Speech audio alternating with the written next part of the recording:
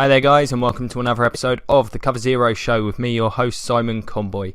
Today we're focusing on the Miami Dolphins in another entry in the season preview series. For those of you who haven't viewed one of these before, I will be going through my projected offensive and defensive starters. Of course, we're in the midst of preseason. Injuries for some teams coming thick and fast. Assuming everyone stays healthy, I think this will be an accurate representation of how this team lines up in week one. I'll then be going through the schedule, sort of just loosely highlighting what I believe are the key areas if this team's going to make a return to the playoffs, before highlighting the 3 key points this team needs to focus on in order to have a successful season.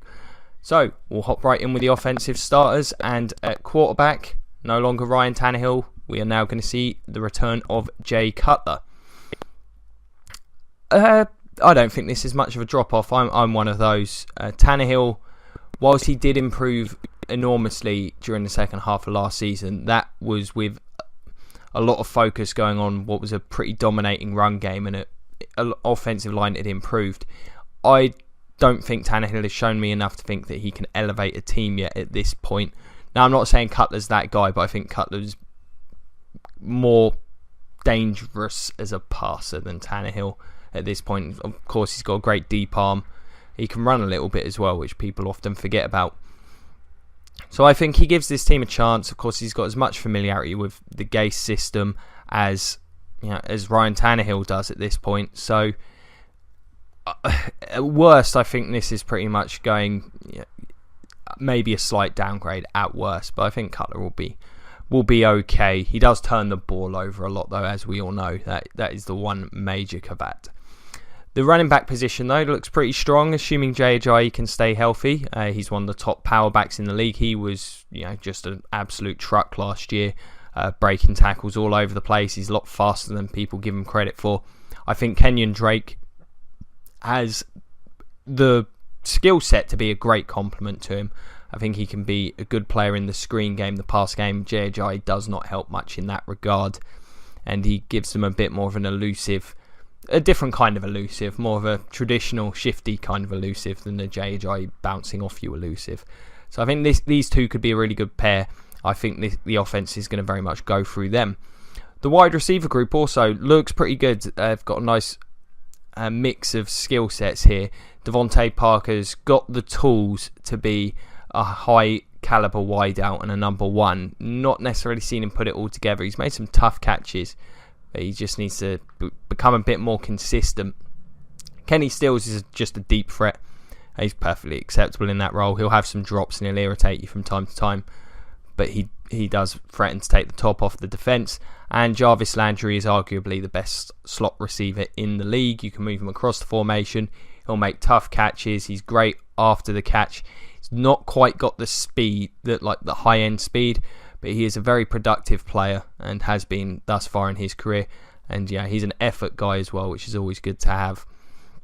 At tight end, Julius Thomas, who wasted a couple of seasons with the Jags, like a lot of players have in the last decade or so. Being back in the system with Gase, though, I think is a great opportunity for him. There's a lot of other receivers here to take some of the pressure off him. I don't think he'll have to necessarily do too much, but he can still be effective. Anthony Fasano's also on the roster, and he'll be a solid blocking tight end for this team. It'll be interesting to see if Thomas can recapture some of the form that he showed in Denver when he was one of the top receiving threats in the league at the position. I think this is a good opportunity for him. The offensive line, well, this is an interesting group. I quite like them at tackle. Jawan James has quietly become a very effective right tackle. He's a decent run blocker. He's a lot better in pass protection than I thought he would be. He's become a real plus on this line. Laramie Tunsil played really well when he was healthy last year at guard. I'm a big believer in how talented he was coming out in the draft. I think he's got the potential to be one of the top 5 or 6 left tackles in the league. Not expecting to necessarily see it this year, but I think he'll be fine. It's going to be a good learning curve for him playing against some of the rushes he's got to this season. So I think these two will be a good pair for a long time. The guard position, a bit more questionable. Jamon Bushrod isn't the most reliable. He's solid enough as a player, but he's not not great. You can tell he used to play tackle. The other guard spot is a problem, I think. Ted Larson, it could be the rookie in Asiata, who is a great run blocker, but he'd be a liability in pass protection. Ted Larson's just not quite talented enough. He's a smart player, he's versatile, but I don't think you want him starting. Just not got the physical tools to be a great player. And at centre, one of the most important players on this team, Mike Pouncey. When he's healthy, this team looks significantly better on the offensive side of the ball. Running, passing, he gets them organised. He's a top player, one of the top centres in the league when he is healthy. But that he's kind of like the Gronk, I guess, of centres in some ways. Just makes a big difference when he's there. He's just not there often enough. And at kicker, Andrew Franks. So this Dolphins offense, obviously losing Tannehill appeared to be a big hit. For me, this is a nice balanced group that Gase has managed to put together. The receiving group, as I say, there's a lot of balance there. There's a lot of different skill sets. They'll be able to exploit teams in a variety of different ways. And similar with the running back position, if Ajayi's health is going to be a big thing. He has had, there's a lot of stories about how little cartilage he's got in his knees. He's had the concussion issue so far, and his running style is not one that tends to be great for having a long career. However, the weapons are certainly there. In considering what Cutler had in Chicago for large periods of time, this is probably the most talent he's had in a long time. So I think there's a high ceiling to this offense. I'm not sure they reach it, but there is a high ceiling. The floor, however, is also, especially with Cutler, could also be pretty low. I think they'll be okay. I think they'll be an above average group with a very good run game. Moving on to the defensive side. Once again, being hit by some injuries here as well. The defensive end position, they've got the ageless Cameron Wake, who was incredible last year coming off of a major injury at his age. He's still one of the top pass rushers in the league. He plays the run pretty well as well. He's just a real effort player. He's got great technique. Still got a great burst off the line of scrimmage. I expect him to have another productive season. William Hayes was a very savvy pickup. Not a great pass rusher by any means, but they've got the rookie Charles Harris, who they'll be hoping can give them that on the opposite side. But Hayes does play the run very well, and he'll chip in with some sacks. But I think him and Wake will be a nice balanced pair. The defensive tackle position, you've got Ndamukong Suh, one of the best players in the league at the position. Not the most consistent for me, but when he's on, he's about as unplayable as it gets.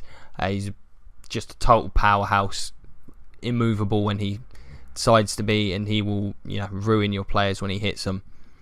Jordan Phillips is a talented but inconsistent option next to him. The size of him, he should be a far more of a force in the run game. But he's pretty athletic. If he can put it all together, these two are going to be very dangerous. It's just the inconsistencies have been maddening to watch early in his career. But undeniable talent. The outside linebacker position, and I do worry about these guys at linebacker. Kiko Alonso, who played very well last year. If he can keep that up, they'll be happy with him. He's one of the better pass coverage backers in the league. He's a little bit lightweight. You don't want blockers getting on him, but if you let him just run around, he'll make some plays for you. I've got no idea who's starting at the other position. With the injury to Raekwon Macmillan, I'm just not sure. I thought they'd have tried to put Timmons out there. But I've got a guy named Trevor Riley listed there at the moment. I've got honestly no idea. So maybe Dolphins fans, you can help me with that. The middle linebacker spot, I've got currently going to Timmons. Simply experience. I think McMillan would have had this job had he not gone down with the ACL. I think if you're the Dolphins, you've probably got to hope someone takes that job. But you look at the names there at the moment, I'm just not sure. So Alonso's the one clear-cut starter for me. The rest of this position looks iffy. Timmons will see some snaps just because of his experience. Of course, he's seen it all in this league at this point. Moving on to the secondary. At corner, Byron Maxwell, who's managed to rehabilitate himself after a disastrous time with the Eagles. Played quite well last year, still gets flagged too much, but he's a solid man corner. Xavier Howard, a young player, they'll be hoping he can develop into the number 2. I've currently got Alteron Werner listed as the 3, simply because I think he fits what this team does schematically. I think he can be an effective slot corner. He had a very tough time in Tampa, but I think with his experience, and he's a smart player, he'll be able to contribute as a slot corner in what's frankly not a particularly deep group. Howard is probably the biggest question mark here. I do think beyond Maxwell, these spots are wide open. We could see just about any combination. But it looks a bit iffy, much like it did last year. Dolphins haven't quite done enough to address this spot, in my opinion. The safety position, we've got one of the top safeties in the league that most people aren't aware of, Rashard Jones. He's just great. Plays the run and pass very well, all over the field. You can blitz with him, he can play coverage, and he's a great tackler. He's just an absolute stud. And Nate Allen for now. I wouldn't be surprised if TJ McDonald ends up starting once his suspension's over. Allen has had a pretty lackluster career thus far, but he, again, is someone with some experience, so I think he's got the edge. But until McDonald's back, I think this spot's wide open. And even then, with an 8-game suspension, there's always a chance that whoever ends up replacing him ends up taking that job. But Jones is the star of this secondary. Him and Maxwell are decent players. I think the rest of it needs to come together for this group. And at punter, Matt Darr. Defensively, this is an odd team because they'd have games last year where they looked very good. A lot of it comes down to when the defensive front plays really well, they look significantly better, but there's a lot of inconsistency there. I like the front 4. I like Charles Harris as an edge rusher, and they've got a little bit of depth at tackle. Once you get behind that, things look a little iffier. The linebacker spot concerns me massively, particularly in coverage beyond Alonso, who'll do a good job there. The corner spot, there's not a lot of depth. Safety, similarly, we saw what happened when Rashard Jones went down last year. This secondary did not play nearly as well. I mean, in fact, the defence didn't play as well. He is key to what this team does as a whole. So they're going to have to stay healthy. There's not a lot of depth beyond that front 4. And they're going to have their big players play well, because I don't think it's an enormously talented bunch as a whole. So this season, I agree with my friend Lee. If you watched last week's podcast, the record's going to probably go down. They've got a tough schedule. I've said the AFC West is a tough one for anyone. The NFC South looks pretty good this year. Those teams are all going to be able to put points on the board. The Raiders ended up coming to, going to be a tough game. Everyone in that division, and the Pats. You got to look at wild card because the Patriots are probably going to make the playoffs, and they're probably going to be competing for the number 1 seed again.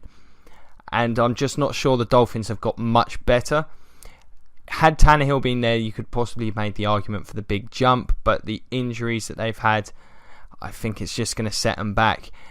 The key area for this team will be the end of the season, because they play against the Chiefs, the Broncos, the Bills twice, and the Patriots twice in the last 6 weeks. Of course, that's 4 divisional games. I'm not sure the Bills will be competing for the playoffs, but obviously the Patriots will. And there's a good chance the Broncos and Chiefs will. So they're going to need to pull those games out, or at least you'd think 4 of them, to have a realistic shot. That's assuming they're even in contention at that point. As I say, the schedule is not an easy one. I don't see a single stretch where you think they're going to be able to pull 3 out of 4 comfortably. So I think it's going to be a bit of a tough season for Miami. I'm not saying they're going to be a bad team, but I think they end up finishing 8-8. It's going to be an adjustment period with Jay Cutler at quarterback. And I just don't think this team's got the depth to overcome some of the injuries that have already started to hit them. So, in order for that not to happen, though, for this team to get better, there are 3 things that are going to have to come together. The linebacker play, it's got to be better than it was last year. It was an issue then. Alonso kept them looking reasonable at times, but beyond him, it was a struggle. The coverage is going to have to be there, because I'm not a huge fan of the secondary, so they're going to have to do a good job underneath. So yeah, the linebacker play has to be better. It's been a problem for a while now, and I think this team's probably really regretting letting Jelani Jenkins go, even if he did underachieve last year. Pouncey's health, this could be the key one, because this offense, as I say, I really like the options that they've got, the skill positions. If Cutler can just keep things controlled and this run game can do what it did last year, they've certainly got the ability to put up points and be a nice balanced group. But Pouncey is integral to having this line play well. When he's not there, there is a noticeable drop-off. When he came back into the lineup last year, that's when this team got humming.